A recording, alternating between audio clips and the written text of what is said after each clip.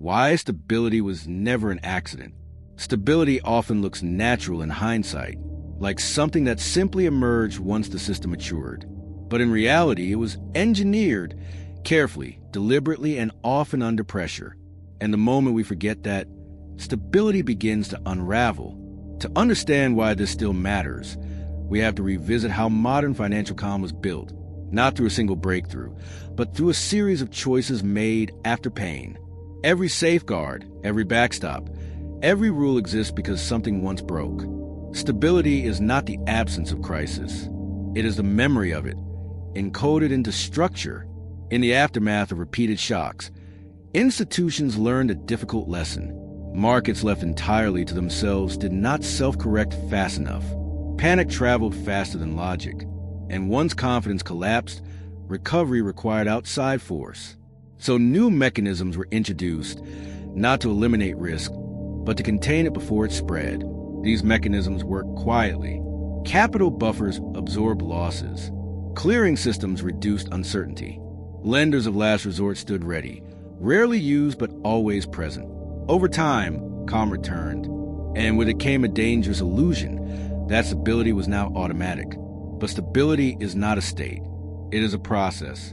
It requires maintenance, discipline, and constant recalibration. The structures that protect the system must evolve alongside behavior.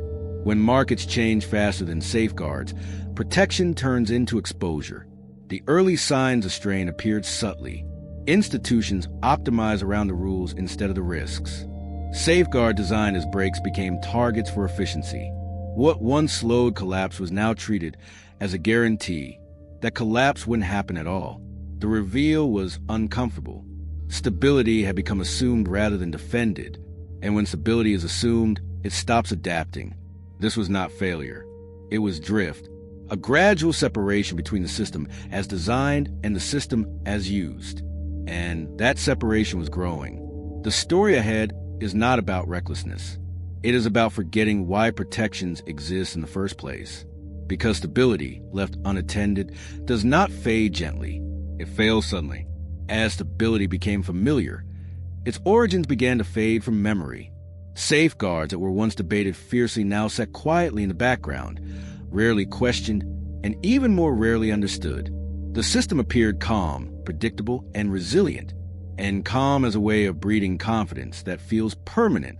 Institutions adapted to this environment. Risk models evolved around the assumption that extreme outcomes were unlikely. Stress scenarios narrowed.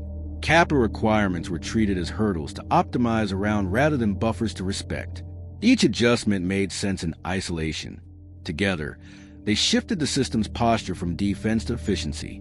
This shift wasn't driven by greed or negligence. It was driven by incentives. In a stable environment, those who moved faster and leaned harder were rewarded. Those who remained cautious fell behind. Over time, caution began to look outdated. Stability encouraged innovation, but innovation began to outrun the guardrails built to contain it. Regulatory structures struggled to keep pace. Designed to respond to past crises, they were less equipped to anticipate new ones shaped by technology, speed, and complexity. Oversight focused on known risks, while new forms of exposure accumulated quietly outside traditional boundaries. The system still looked stable. Losses were contained. Volatility was manageable. Each small disruption was absorbed, reinforcing the belief that safeguards were working as intended. But this success carried a hidden cost. It reduced sensitivity to warning signals. Minor failures were dismissed as noise. Near misses were forgotten quickly. The reveal deepened as behavior changed. Stability stopped being treated as something earned and started being treated as something owed.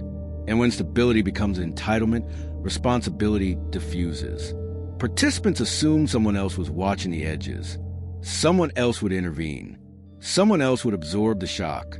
That assumption worked, until it didn't. The early conflict took shape not as a crisis, but as complacency embedded into decision-making. The system wasn't preparing for disruption. It was optimizing for calm. And calm, sustained too long, alters risk in ways models cannot fully capture. Stability had not disappeared. It had become fragile. Fragility does not announce itself loudly. It accumulates quietly, disguised as efficiency, confidence, and success. The system still functioned. Transactions cleared. Markets opened each morning. From the outside, stability looked intact. But internally, the margin for error was shrinking. The conflict emerged between two realities. On one side, safeguard existed, rules, buffers, and interventions designed to absorb shocks. On the other, behavior had adapted to rely on those safeguards rather than respect their limits. The system was no longer asking whether it could withstand stress. It was assuming stress would be managed before it became uncomfortable.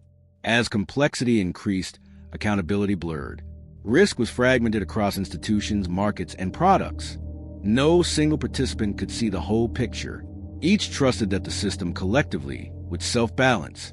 But systems do not balance themselves. They depend on coordination, and coordination weakens when incentives diverge. Warning signals became harder to interpret. Metrics still showed strength, but they measured yesterday's conditions, not tomorrow's behavior. Stress tests passed, yet they were built on scenarios that assumed orderly responses. They did not account for what happens when confidence evaporates simultaneously across the system. This gap widened quietly. Leverage rose where it was least visible. Liquidity depended increasingly on conditions remaining normal. Interconnections multiplied, turning small disruptions into potential chain reactions. None of this felt dangerous in isolation. Together, it created a structure that was efficient under calm and brittle under pressure. The emotional tension built slowly. Some sensed discomfort, but struggled to explain it. Raising concerns meant challenging a system that appeared to be working. Questioning stability sounded like pessimism, and pessimism in a calm market is easy to ignore. The build-up toward crisis was not driven by recklessness. It was driven by adaptation to an environment where stability felt guaranteed. The system had learned to lean on its protections, and in doing so, it had weakened them. By the time fragility became visible, it would no longer look like complacency. It would look like surprise. The moment of reckoning did not arrive as a single catastrophic event. It arrived as a realization, sharp and unsettling. The system was stable only as long as everyone believed it would be. When that belief wavered, protections designed to absorb shocks were tested all at once. The climax was not collapse, but strain. Safeguards activated simultaneously, revealing their limits.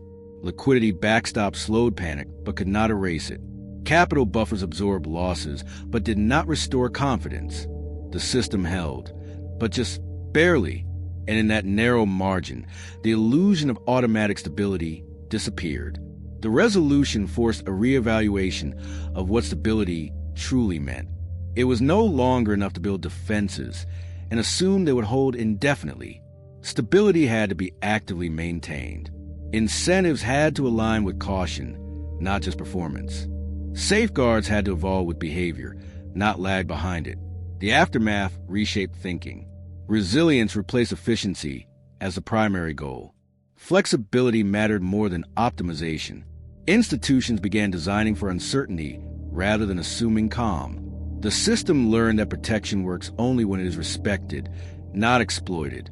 What emerged was a more honest understanding. Stability is not something achieved once and kept forever. It is something practiced continuously. It requires memory, humility, and a willingness to slow down when everything appears fine. The lesson was clear. Stability was never an accident. It was built in response to failure, preserved through vigilance, and lost through neglect. And forgetting that truth is how systems invite the next test. Subscribe to join the journey.